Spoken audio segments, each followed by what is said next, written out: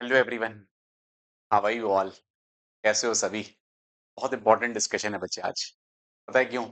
कई बार सर हम ड्रॉप तो ले रहे हैं, हमें ये नहीं पता सर प्लेसमेंट्स का क्या होगा सर। मतलब मुझे डरा रहे हैं सर, मैं लूं कि नहीं लूं। पता लगा आजकल फ्रेशर का तो प्लेसमेंट हो रहा ही नहीं, मेरा होगा कि नहीं होगा। और डायलेमा है, मैं ड्रॉप तो ले लिया सर, मुझे नहीं पता क्या होने वाला है अब। एक तो वैसे ही एनटीए कुछ ना कुछ करते रहता है, कहीं मेरे साथ खिलवाड़ ना हो जाए। मैंने ड्रॉप तो ले लिया है, पहले ड्रॉप वन लिया तो उसमें भी कुछ खास परसेंटाइल नहीं आई, या आई भी तो मुझे एनआईटीज नहीं मिले अच्छे, या आईआईटीज में सिलेक्शन नहीं हुआ। इसके बारे में पूरी पूरी डिटेल वीडियो मैंने ऑलरेडी डिस्कस कर ली थी। आज का जो डिस्कशन होगा हमारा वो होगा प्लेसमेंट से related. Before starting this video, एक बार जरूर कमेंट में बता देना तुम्हारे ट्वेल्थ में कितने परसेंटाइल थे जेई में, और फर्स्ट तो जो तुमने ड्रॉप लिया उसमें कितने परसेंटाइल थे। पता है मेरे बच्चे, हमने डिसीजन तो ले लिया कि हमें जो है ड्रॉप टू लेना है। या हो सकता है तुमने पार्शियल के साथ सोच रहे होगे कि मैं कंटिन्यू करूं, कोई टीयर थ्री कॉलेज ले लेता हूँ, वहां पे जाके मैं तैयारी करूंगा अच्छे से जाके। बट एक चीज ध्यान रखना बच्चे, बैलेंस करना, खास करके फर्स्ट सेमेस्टर का एग्जाम, साथ ही साथ तुम्हारा ये जेई को मैनेज करना बहुत टफ टास्क है बच्चे। सोचते हो बहुत इजी है, मैं जाके कर लूंगा, सब संभाल लूंगा मैं ये, धरती का कोई भी चीजें रहेंगी मैं सबको संभाल लूंगा। अगर बच्चे आप खुद सोचिए, अगर आपने ड्रॉप लिया होगा, अच्छे से कोचिंग की होगी, तब भी संभल नहीं पाया, तो फिर ये तो दो चीजें, दो नाव के चलेंगी, तो बहुत डिफिकल्ट सिचुएशन है ये।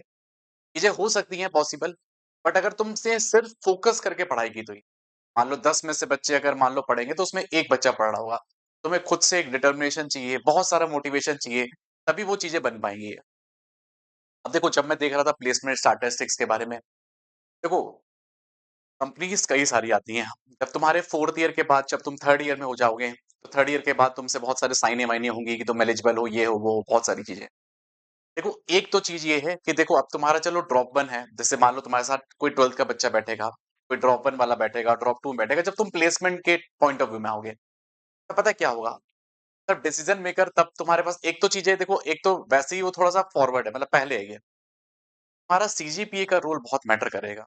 सीजीपीए क्या है, जब तुम जाओगे एग्जाम में, जैसे अभी तुम्हारे पास परसेंटेज आते हैं 10th और 12th में, वहां पे तुम्हें सीजीपीए मिलता है, वो तुम्हारा 8 सीजीपीए होगा, 7 सीजीपीए होगा। वहां पे तुम्हारा ये टास्क रहेगा, तो अब जो तुम जा रहे हो कॉलेज में, जैसे तुम जाओगे, या हो सकता है तुम ये वीडियो वो लोग देख रहे होंगे जो ऑलरेडी 2026 में होंगे, या जो 27 में जो ड्रॉप लेने वाले हैं। एक चीज ध्यान रखना, अगर तुमने बढ़िया से अब चलो यहाँ पे तैयारी की, तुम्हें वो 4 साल भी बहुत मेहनत करनी पड़ेगी, क्योंकि उन बच्चों से तुम्हें लीड लेनी पड़ेगी जो ट्वेल्थ के साथ है और जो ड्रॉप वन है। तभी तुम कुछ डिसाइडिंग फैक्टर में आओगे। अगर तुम्हें सेम सेम रहेगा तो फिर क्या, या तो तुम्हारी कुछ स्किल्स बेटर हुई है। तो एक चीज तो क्लियर है, जब वो आईआईटीज में बच्चे जाते हैं जो ड्रॉप वन लेते हैं, उसमें से करीब 40 से 45%, मैं देख रहा था कितने बच्चे करीब जाते हैं, 40 से 45% बच्चे जो होते हैं वो आईआईटीज में जाते हैं, ड्रॉपर बच्चे। अब जो सेकंड ईयर वाला है, जो ड्रॉप ले रहा है, या जो जो मान लो पार्शियल ले रहा है, सबसे पहली चीज हमें क्या करनी पड़ेगी, अपनी स्किल्स को इंप्रूव करना पड़ेगा। स्किल्स मतलब हम जो भी हम वहां पे सीखेंगे, जो भी हम लर्निंग करेंगे, जो लैंग्वेजेस वहां पे सीखेंगे, है ना, उन पे बहुत अच्छे से फोकस करना है, क्योंकि तभी तुम्हें एक एडवांटेज मिलेगा। ये मत सोचना मैं आईआईटी में चले गया, अब तो वैसे आईआईटी तो पॉसिबल नहीं है, मान लो एनआईटीज में चले गए, अच्छे एनआईटीज में चले गए, तो तुम्हें वहां पे बहुत मेहनत करनी पड़ेगी। चाहे तुम एनआईटी त्रिची जाओ, चाहे तुम एनआईटी वारंगल जाओ, चाहे एनआईटी सूरतकाल जाओ, चाहे एनआईटी इलाहाबाद जाओ, तुम्हें वहां पे मेहनत करनी पड़ेगी। सब मैंने एक एग्जांपल देखा रहा सेकंड ड्रॉपर का, आई नो, मैंने भी कॉलेज में अपने देखे हुए हैं कि कुछ बच्चे सेकंड ड्रॉपर से भी निकालते हैं। ऐसा नहीं नहीं निकालते, बहुत सारे बच्चों को अच्छे अच्छे प्लेसमेंट भी निकालते हैं ये। पर तुम्हें भी उस लायक बनना पड़ेगा, उस मेहनत के लायक तुम्हें बनना पड़ेगा। दूसरा तुम्हारे पास ऑप्शन क्या है, अगर मान लेते, जैसे मान लो सर मैं अब गया सेकंड ईयर के बाद, मेरी मैंने ड्रॉप तो ले लिया, सर क्या करूंगा। तो साइमल्टेनियसली कोई एक एग्जाम की अच्छे से प्रिपरेशन करते रहना, या तो यूपीएससी की, या तो अपने स्किल्स को काम करो कि हाँ मुझे प्लेसमेंट ही चाहिए। तो फिर तुम्हारे पास क्या होगा कि अपना तुम एक लिंक्डइन प्रोफाइल वगैरह बना दी है, अपने जो कॉलेज, जैसे जिस भी कॉलेज में गए, अपने जो एल्यूमिनाई है उनको मैसेज वैसेज किए, तो कहीं ना कहीं तुम्हें जरूर तुम्हारा नेटवर्क बनता है ये। तुम्हारे पास स्किल आनी चाहिए, क्योंकि देखो ऑफ कैंपस में रिक्रूटमेंट बहुत टफ हो जाता है, ऑन कैंपस का रिक्रूटमेंट थोड़ा आसान होता है।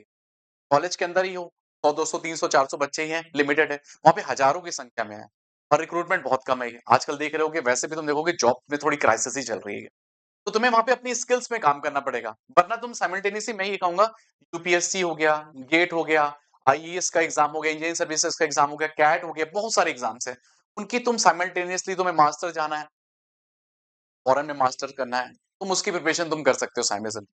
10 से 15 कंपनीज जो आएंगी, डायरेक्टली पता है क्या बोलेंगी, कि हमें ड्रॉप वन और ड्रॉप टू भी अलाउड नहीं है। ऐसी भी कंपनीज आती हैं, पता है, ट्वेल्थ के बाद नो ड्रॉप अलाउड।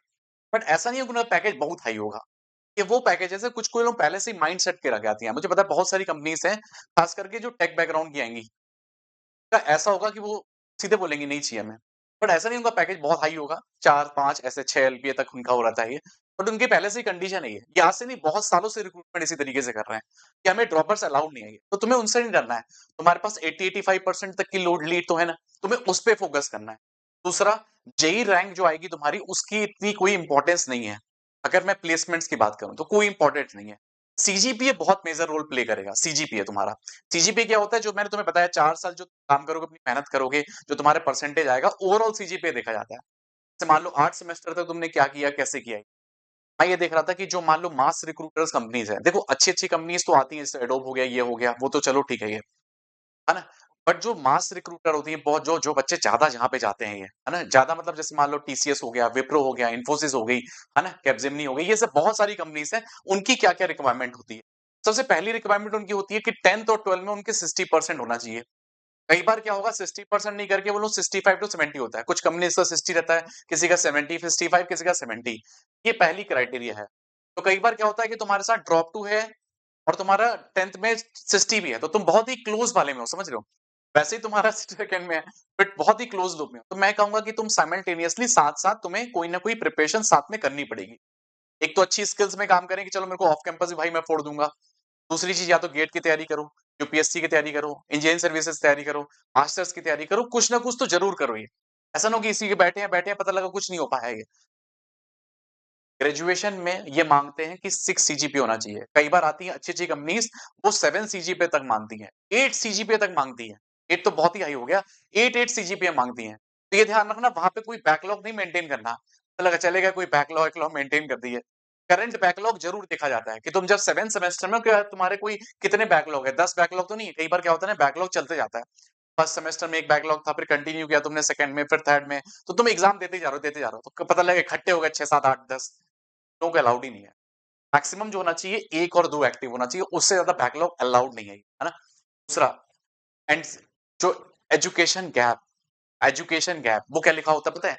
मैक्सिमम 1 या 2 उससे ज़्यादा तो वैसे भी अलाउड नहीं है।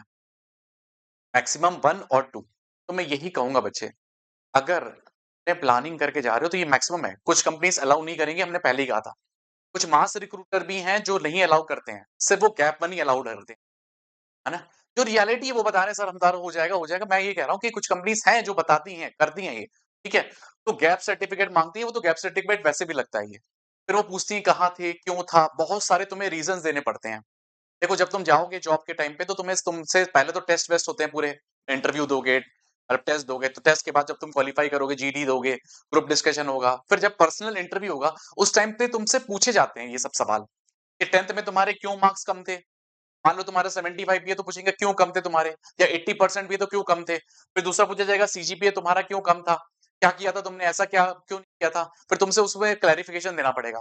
12th के बाद तुमने जो है गैप 2 क्यों हुए, गैप 1 में ही तुमने क्यों नहीं आईआईटी एनआईटी क्रैक किया, फिर से तुमने क्यों गैप किया, तुमने कोई दूसरे कॉलेज में क्यों नहीं ले लिया। इन सब सिचुएशन के लिए तुम्हें रेडी रहना है, क्योंकि सवाल जवाब बहुत सारे होंगे। बट ये चीज़ है कि अभी के लिए अभी अब तो तुमने ड्रॉप ले लिया, मैं ये कहूँगा एक तरीके से प्लानिंग करो। मैंने पिछले वीडियो में भी यही कहा था बच्चे। अब जो है भटकने की दुनिया नहीं है। अब बस है फाइट मारने की। फाइट मतलब सिर्फ़ प्रैक्टिस की है, थ्योरी बहुत कम। पूरी थ्योरी पे नहीं फ़ोकस करना है, अब सिर्फ़ प्रैक्टिस पे। थ्योरी बच्चा वो कर सकता है जो 12th वाला बच्चा है, या ड्रॉप 1 में उसने तैयारी नहीं की, ड्रॉप 2 वाले को तो सिर्फ़ और सिर्फ़ प्रैक्टिस करना है।